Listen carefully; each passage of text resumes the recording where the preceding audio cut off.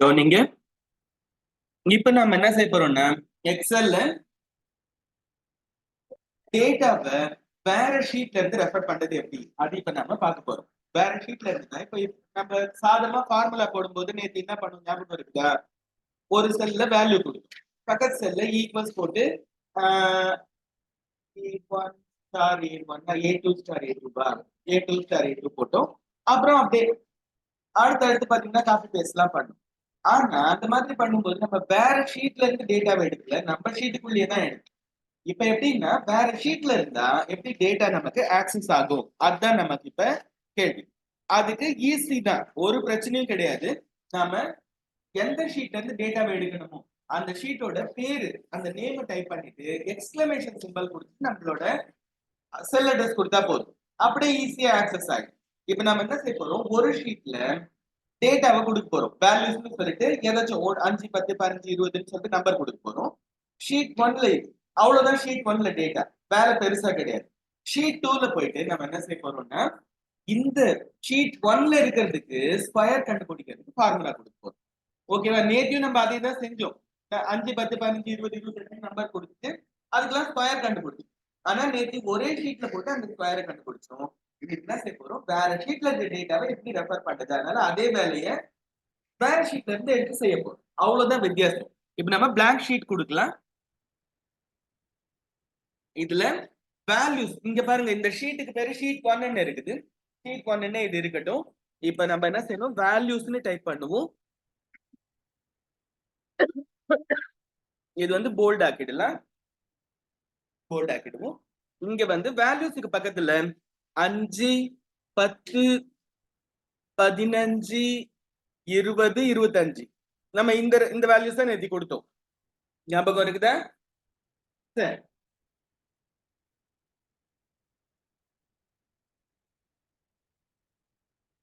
சரியா? இப்போ நான் என்ன பண்ண போறேன்னா ஒரு ஷீட் ஒன்னு கிரியேட் பண்ண போறேன். ஷீட் 2 நான் இது கொஞ்சம் ஜூம் பண்ணிடுவேன். ஏன்னா இந்த சின்ன டிஸ்பிளே ஆக்சுவலா ப்ரொஜெக்டருக்கும் இதுக்கும் கொஞ்சம் வித்தியாசம் இருக்குதுதான்ல.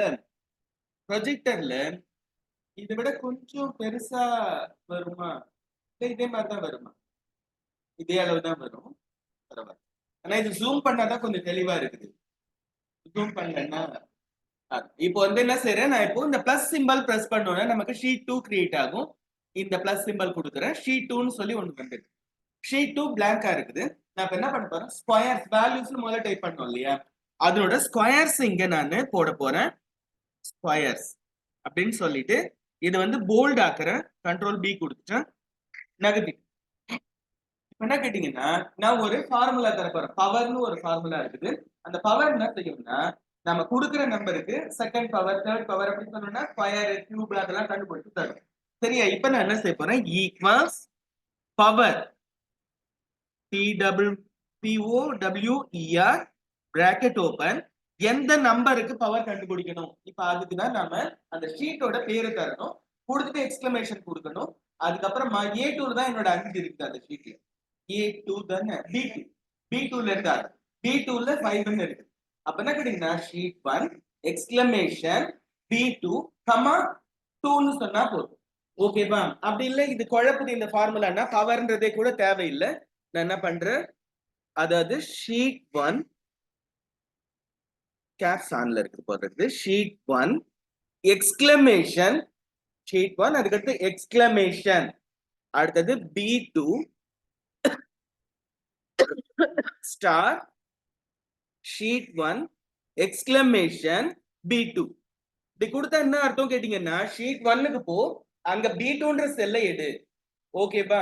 ஷீட் 1க்கு போயிடு, எக்ஸ்கிளமேஷன் போட்டதும் செல்லோட அட்ரஸ் கொடுக்குறேன்னு சொல்றோம், B2ன்ற செல்லுக்குள்ள போயிடு அப்படின்னு சொல்லிடு. சரியா? இப்ப நாம என்டர் தட்டினாலோ டேப் தட்டினாலோ B2ல ஒண்ணும் இல்லைன்னு சொல்லுது. நம்ம 5ன்னு கொடுத்தோமா இல்லையா? B1 ஐயோ, நம்ம வழக்கமா மேல ஃபர்ஸ்ட் ரோல ஏதாவது ஹெட்டிங் கொடுத்துருவோன்றதுனால நம்ம செகண்ட் ரோ மட்டுமே இது பண்ணுவோம். B1 நாம சரியா கொடுத்தாதான் கம்ப்யூட்டர் ஒழுங்கா வேலையை செய்யும். 25 வந்துரு. இப்போ இதுக்கு அடுத்ததுக்கு நாம என்ன பண்ணணும், ஃபார்முலா கொடுக்கணும்னா equals sheet 1 exclamation B3 sorry C1 star sheet 1 C1 நாம கொடுக்கணும். நாம சோம்பேறி அதை கொடுக்காம காப்பி பண்றோம், பேஸ்ட் பண்றோம், ஃபார்முலா என்னவா மாறுதுன்னு அப்படியே ஒரு பார்வை பாருங்க. அதுவே மாத்தி இருக்குது பாருங்க. Sheet 1 exclamation C1 star sheet 1 exclamation C1 அதுவே மாத்தி இருக்குது. நாம செய்யணும்னு நினைச்சது அது செஞ்சிருக்கு.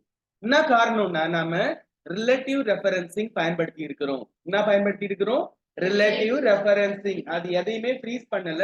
காப்பி பேஸ்ட் பண்ணும்போது தானே இடத்தை நகர்த்திக்குது. ஒரு ஒரு காலம் நகர்ந்து போயிட்டோமா அதுக்கேற்ற மாதிரி அதுவே செல் அட்ரஸ மாத்திக்குது. இப்ப காப்பி பண்ணிட்டு அடுத்ததுக்கு பேஸ்ட் பண்றேன் 225, அடுத்ததுக்கு பேஸ்ட் பண்றேன் 400, அடுத்ததுக்கு பேஸ்ட் பண்றேன் 625. இவ்வளவுதான். சரியா? இப்போ என்ன கேட்டீங்கன்னா நாம எதை பிரிண்ட் எடுக்கணும்? அந்த 5, 10, 15 நமக்கு பிரிண்ட் தேவையில்லை. ஏன்னா அது நம்மளால ரெகுலரா சும்மா ஒண்ணு விஷயம் கிடையாது. அப்போ என்ன கேட்டீங்கன்னா இதுதான் நமக்கு பிரிண்ட் வேணும். இதுல ஃபர்ஸ்ட் என்ன கேட்டீங்கன்னா இந்த வேல்யூஸ் மட்டும், இதை மட்டும் ஜஸ்ட் இவ்வளவுதான் இந்த பிராக்டிக்கலே. நீங்க பெருசா கஷ்டம்னு நினைச்சுக்காதீங்க, இவ்வளவுதான் பிராக்டிக்கலே. சரி, இதுக்கு நம்ம alt HBA all borders on பண்ணிட்டா முடிஞ்சிடுது. இப்போ ஒரு பிரிண்ட் அப்புறம் ஆல்ட் PST கொடுக்கணும். கொடுத்துட்டு என்ன செய்யணும் சொல்லுங்க. முதல்ல fit to 1 pages by 1 pages வைங்க. அப்புறம் லேண்ட்ஸ்கேப் கொடுத்துருங்க. மார்ஜினுக்கு போங்க, ஹரிசாண்டலி கொடுங்க, ஹெடர் ஃபூட்டருக்கு போங்க.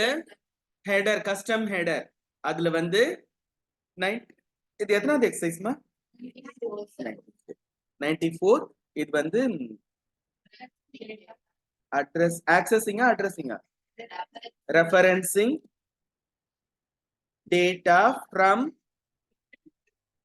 different இதுல from different sheets and from different workbooks.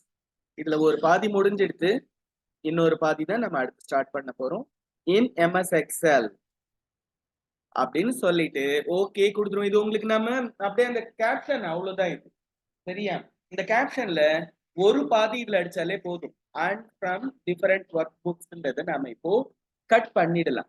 ஏன் சொல்றேன்னா ஷீட்ல இருந்தா இப்ப நாம எடுக்கிறோம், ஒர்க் புக்ல இருந்து வேற இடத்துக்கு நாம எடுக்க போறோம். அது இதனோட கண்டினியூஷன்ல வரும். இந்த எக்ஸசைஸ் தான் அது அடுத்த பார்ட்ல வரும். நம்ம இப்போ ஓகே கொடுப்போமா? இதுல டிஃபரெண்ட் ஒர்க் புக்ஸ் நான் ரிமூவ் பண்ணிடுறேன், ஓகே தந்துடுறேன். கஸ்டம் ஃபூட்டருக்கு போங்க. அதுல நமக்கு குழப்பம்லாம் வர தேவையில்லை. அப்படியே ஒரு ஹேஷ், அப்படியே ஒரு மைனஸ் கோப்பா முடிஞ்சது ஓகே கொடுங்க. அப்படியே ஒரு ஓகே கொடுங்க. அப்படியே ஒரு கண்ட்ரோல் P கொடுங்க. அப்படியே ஒரு PDF எடுங்க. இது ஒரு ஷீட்டுக்கு. அப்புறமா ஷோ ஃபார்முலாஸ் கொடுத்துட்டு ஃபார்முலாஸ் ஷோ ஃபார்முலாஸ். ஆமா, இதுக்கு ஒரு PDF மேல முடிஞ்சிடுது. 2 PDF எடுத்தோம்னா நமக்கு ஃபுல்லா அவ்வளவுதான் நம்மளுக்கு தேவையானது. இது ஒரு பார்ட். ஆனா இன்னொரு பார்ட் இருக்குது, அது என்னன்னு சொல்றேன். இப்ப நம்ம இதை சேவ் பண்ணணும் ஃபர்ஸ்ட். இப்ப நம்ம ஷோ ஃபார்முலாஸ் ரிமூவ் பண்ணிடுறேன். ரிமூவ் பண்ணிட்டு இதுல நம்மளுக்கு டேட்டா எங்க இருக்குது சொல்ல, இந்த ஒர்க் புக்ல ஷீட் 1ல இருக்கு. அது ஞாபகம் வச்சுக்கணும். இப்ப நான் இதை சேவ் பண்றேன். சேவ் பண்ணும்போது என்ன பேர் கொடுத்து சேவ் பண்ணலாம்? Control S Koppa. நீங்க உங்க பேரை கொடுங்க, நான் என் பேரை கொடுக்குறேன். ஆனா பேரை கொடுக்கும்போது கொஞ்சம் கவனமா, எப்படி எழுத்துக்கு எழுத்து மாறாம திரும்ப அதை யூஸ் பண்ண போறோம் ஞாபகம் வச்சுன்னு கவனமா கொடுங்க. ஸ்பேஸ் எல்லாம் அடிக்காதீங்க. சரியா? ஏன்னா ஸ்பேஸ் அடிச்சோம்னா எப்பவுமே பிரச்சனை வரும். அதனால கோப்பா -94 -A அப்படின்னா பின்னு ஒண்ணு வரப்போகுதுன்னு அர்த்தம். ரைட்டா? நம்ம பி பார்ட்டுக்கு போறோம். இது ஏவோட பேரை கொடுத்து க்ளோஸ் பண்ணிடுறோம். பேரை கொடுத்துட்டோமா? இப்ப இந்த ஒர்க் புக்கே எனக்கு தேவையில்லை, நான் புது ஒர்க் புக்ல போயிட்டு இதை ரெஃபர் பண்ண போறேன். ஓகேப்பா? அப்பன்னா கண்ட்ரோல் N கொடுத்தா புதுசா ஷீட் 1 வந்திருக்குது பாருங்க. மேல பேரு புக் 2ன்னு வந்திருக்குது பாருங்க. தெரியுதா? புக் 2ல இப்ப நான் என்ன செய்யணும் கேட்டீங்கன்னா, நான் இங்க இன்னும் இங்க பாரு கண்ட்ரோல் N கொடுத்தா நியூ வந்துடுது. ஆனா பழசு ஓபன்ல தான் இருக்குது. கோப்பா 94A வந்து ஓபன்ல இருக்கு. நான் இதை கோப்பா 94Bன்ற பேர்ல சேவ் பண்ணிக்கிறேன். முதல்ல எடுத்த உடனே சேவ் பண்ணிடுறேன். ப்ரௌஸ் கோப்பா 94B. இப்ப என்ன கேட்டீங்கன்னா ஒன்னும் புதுசா பண்ண போறது இல்ல. அந்த இன்னொரு ஒர்க் புக் இருக்குது இல்ல, 94A இருக்குது இல்ல, அதுல இருக்கிற வேல்யூஸுக்கு கியூப் கண்டுபிடிப்பாரு. அதுல இருக்கிற வேல்யூஸ் கியூப் கண்டுபிடிப்பாரு. அப்போ எப்படி நம்ம ஷீட் மட்டும்னா எக்ஸ்பிளமேஷன் போட்டு நம்ம அதை டீரெஃபரன்ஸ் பண்ணிக்கலாம். சரியா? ஆனா இப்ப ஷீட் மட்டும் இல்ல, வேற ஒர்க் புக், அத வேற ஃபைலுக்குள்ளேயே அப்போ எப்படி நான் எடுக்கிறது? எப்படின்னா ஒரு ஸ்கொயர் பிராக்கெட் போடுங்க. அதுல நம்ம கொடுத்த பேரு, நான் இதுதான் பேரு டைப் பண்ணும்போது கவனமா ஸ்பேஸ் இல்லாம எப்படி எழுதி கொடுக்குறோமோ அதெல்லாம் ஞாபகம் வச்சு டைப் பண்ணி தான் பண்ணேன். கோபா minus 94 minus A dot XL XX அப்படின்னு ஸ்கொயர் பிராக்கெட்டுக்குள்ள அடிச்சுட்டு அப்புறம் பக்கத்துல ஷீட் 1 அப்புறம் எக்ஸ்கிளமேஷன் அப்புறம் D2 கொடுத்தோம்னா B1 கொடுத்தோம்னா கரெக்டா டேட்டா ரெஃபர் ஆகும். சரியா? செய்யலாமா? குழம்புதா? சரி சரி. இப்ப நான் என்ன பண்றேன், கியூப்ஸ்னு சொல்றேன். கியூப்ஸ். இப்ப கண்ட்ரோல் பி கொடுக்குறேன். இந்த இடத்துல ஈக்வல்ஸ் கொடுத்து முதல்ல அந்த புக்கோட பேரு சொல்லணுன்றதுனால கோப்பா ஹைபன் 94 ஹைபன் ஏ நாம இவ்வளவுதான் கொடுத்தோம். ஆனா அதுக்கு பின்னால டாட்டுக்கு அப்புறமா ஒரு எக்ஸ்எல் எஸ்எக்ஸ்ன்றத யார் போட்டது? எக்ஸ்எல் போட்டது. அதனால அது நம்ம போட்டுதான் ஆகணும். எக்ஸ்எல் ஃபைல் எல்லாத்துக்கும் அது எக்ஸ்டென்ஷன் என்ன கொடுக்கும்னா எக்ஸ்எல்எஸ் எக்ஸ் அப்படின்னா XL spreadsheet, S for spreadsheet, X for XML. XL அப்படின்றது எக்ஸ்ஐஎல்லையும் படிச்சா எக்ஸ்எல்னு வருது இல்ல, அதனால. அப்புறம் ஷீட் 1 எக்ஸ்கிளமேஷன் B1. ஓகேவா? ஸ்டார் திரும்ப ஒரு ஸ்கொயர் பிராக்கெட்டுக்குள்ளால ஐயோ ஐயோ ஐயோ அது கோவம் வந்துருக்கு. இரு, நம்ம இதுல F2 கொடுத்துட்டு போயிருந்தாதான் கர்சர் எல்லாம் யூஸ் பண்றது கூடும். நான் F2 கொடுக்காம போயிட்டேன், அதனால அது இரு. கோப்பா hyphen 94 hyphen A dot XLS X. அப்புறம் வெளியில அந்த ஸ்கொயர் பிராக்கெட்டுக்கு வெளியில வந்துட்டு ஷீட் 1 பெருசாக்குறேன். இரு, நான் இதை எடிட் பண்ண அப்புறம் நம்ம பெருசாக்க முடியும். அது உள்ளால செல்லுக்கு உள்ளால போயிருக்குல்ல. ஷீட் 1 எக்ஸ்கிளமேஷன் B2 திரும்ப ஸ்டார் போட்டு அதே ஸ்கொயர் பிராக்கெட் 3 தடவை பெருக்கணும். இதுல ஸ்கொயர்னா 2 தடவை பெருக்கணும். ஒரு நம்பர் இப்ப 5னா 5 பெருக்கல் 5 போட்டா ஸ்கொயர், 5 பெருக்கல் 5 பெருக்கல் 5 போட்டோம்னா அது என்னது? கியூப். 3 தடவை பெருக்கணும். நான் இது முன்ன வந்து ஃபார்முலா கொடுத்து பண்ணியிருந்தேன். ஆனா 3 தடவை நம்ம டைப் பண்ணாதான் நம்மளுக்கு மைண்ட்ல கொஞ்சம் நிக்கும்ன்றதுனால இப்ப ஃபார்முலா யூஸ் பண்ணாம, பவர் ஃபார்முலா யூஸ் பண்ணாம டைரக்டா போடுற மாதிரி பண்றேன். 94 A dot dot XLS X அப்புறம் ஷீட் 1 எக்ஸ்கிளமேஷன் B1 இல்லையா? B1. சரியா? இவ்வளவுதான் நம்ம ஃபார்முலா.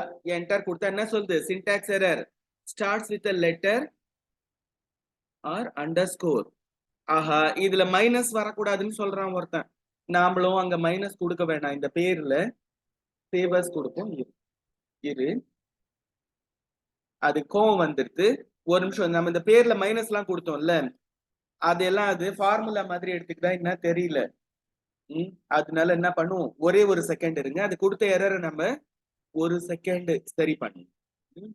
இதுல மைனஸ் போட்டோம் இல்லம்மா, இந்த மைனஸ் எல்லாம் வேணாம். கோப்பா 94 ஏன்னு மட்டும் கொடுப்போம். திரும்ப சேவர்ஸ் கொடுத்து இப்படி நீங்க சேவ் பண்ணிடுங்க. இங்க வந்து திரும்ப அதே ஃபார்முலா ஈக்வல்ஸ் கோப்பா 94. இருங்க இருங்க, இது ஒர்க் அவுட் ஆனதுக்கு அப்புறமா நீங்க எழுதிக்கோங்க. ஏன்னா இதுல ஏதாவது எரர் இருந்ததுன்னா அது உடனே நம்மள திட்டினா நம்ம என்ன பண்றது? வாங்கின்னு அமைதியா திருத்த வேண்டியதுதான். இப்ப Koppa 94 A dot XLS X square bracket close பண்ணு, ஷீட் 1 எக்ஸ்கிளமேஷன் B1. வெறும சொன்னா வந்துடுது. அதான் அதுக்கு நம்ம மைனஸ் போட்டதுல கோவம் வந்துடுது. புரியுதா? இப்ப நான் இதை ஜூம் பண்ணிட்டு இப்ப மத்த ரெண்டுத்தையும் என்டர் பண்றேன். நீங்க இப்ப ஃபார்முலாவை இது பண்ணிக்கலாம். நம்ம அந்த பேர்ல மைனஸ் போட்டோம்ல, எக்ஸல் பொறுத்த வரைக்கும் ஃபார்முலாவில மைனஸ் வரும். நம்ம பிளஸ் மைனஸ் போடுறதா நினைச்சுன்னு பேர்ல நீ போட்டேன்னு சொல்லி நம்மள போன தடவை திட்டிடுது. நாம ஆனா வேற வழி இல்ல, நாம ஒன்னும் பதில் சொல்ல முடியாது. ஸ்டார் கோப்பா 94 ஏ டாட் எக்ஸ்எல்எஸ்எக்ஸ் அப்புறம் sheet 1 exclamation B1 capital B1 நம்மளுக்கு புரியறதுக்காக.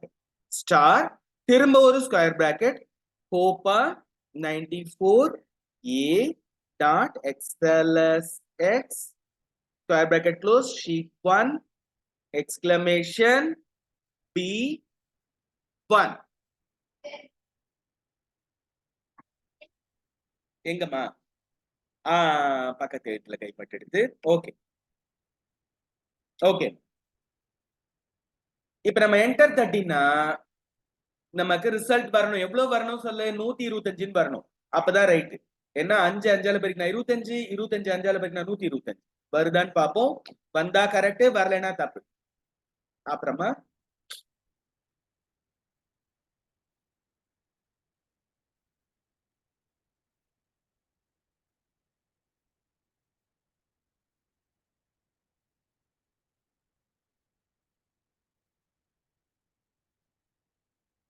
ஏற்கனவே நம்ம ஒரு பேப்பர்ல ஃப்ரண்ட் அண்ட் பேக் எடுத்துட்டோம். இதுக்கு ஒரு தடவை நம்ம ஃப்ரண்ட் அண்ட் பேக் எடுக்க போறோம். ஓகேவா? மொத்தம் 2 ஷீட்டு 4 பிரிண்ட்.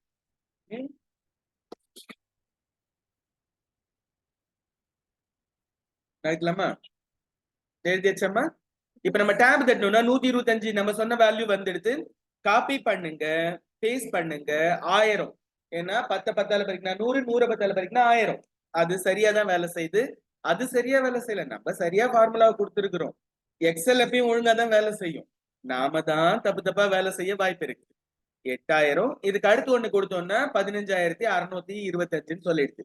இவ்வளவுதான் நமக்கு ரிசல்ட். கண்ட்ரோல் ஏ கொடுங்க, ஆல்ட் ஹெச் பி ஏ கொடுங்க, கொடுத்துட்டு ஆல்ட் பி எஸ்பி கொடுங்க. வழக்கமான மந்திரத்தை எல்லாம் போடுங்க. இதுல ஃபிட் டு அது கொடுத்துருவோம், லேண்ட்ஸ்கேப் கொடுத்துருவோம், மார்ஜின்ஸ்ல ஹரிசான்டலி கொடுத்துருவோம். அதுக்கப்புறமா ஹெடர் ஃபூட்டருக்கு போவோம். போயிட்டு கஸ்டம் ஹெடர் கொடுப்போம். 94ன்னு இதுக்கும் போடுங்க. 94 அதுல அப்படியே அது நம்ம ரெஃபரன்சிங்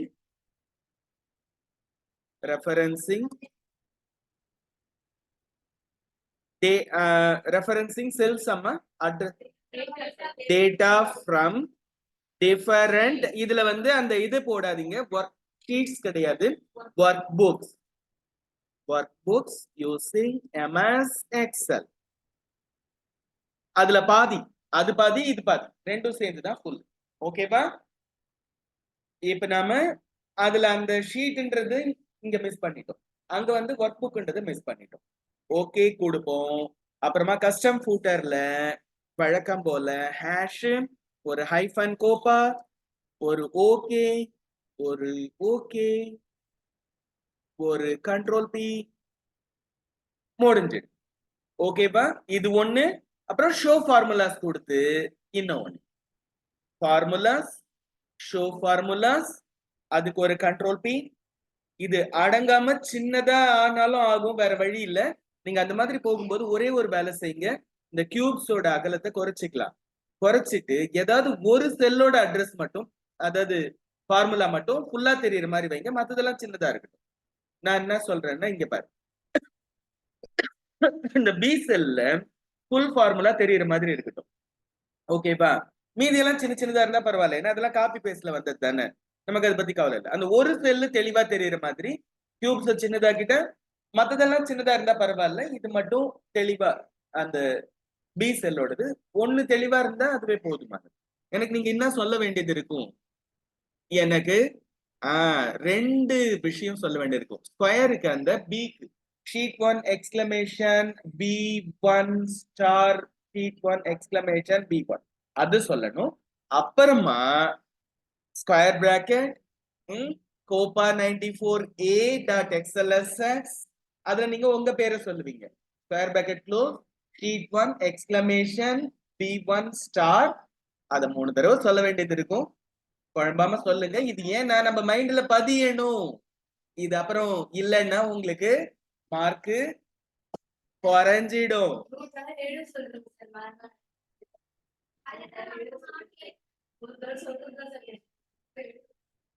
சரி, நீங்க வந்து எழுதி காட்ட முடியும்னா எழுதி காட்டுங்க, எனக்கு ஒன்றும் பிரச்சனை இல்லை. எனக்கு என்ன உங்களுக்கு தெரியுதான்னு எனக்கு தெரியணும், அவ்வளவுதான் எனக்கு தேவை. ஓகேப்பா? Done. we close it. Practical இதுக்கு மேல நடத்தினா உங்க மூளையில ஏறாதுன்னு நல்லா தெரிஞ்சிடுது. நாம வந்து MCQக்கு போயிடுவோம்.